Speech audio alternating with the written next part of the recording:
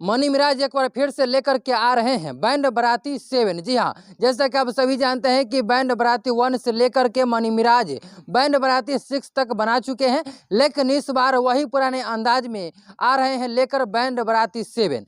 लेकिन बहुत सारा सवाल ये था कि क्या वही कलाकार सवार है जो 1 से 6 तक है या इसमें कोई नया कलाकार है। तो आइए हम बताएंगे आपको, इस वीडियो में बने रहिएगा हमारे साथ।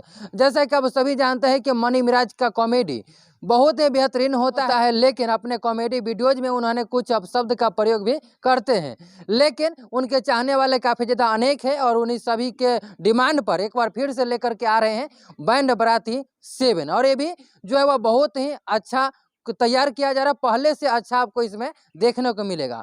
लेकिन अब चलिए बात कर लेते हैं क्या वही कलाकार लोग हैं या कोई और है। तो मैं आपको बता दूं कि वही पुराने लोग हैं जो 1 से 6 में थे, वही एक बार वही सभी कलाकारों के साथ एक बार फिर से बैंड बाराती 7 लेकर के आ रहे हैं मनी मिराज।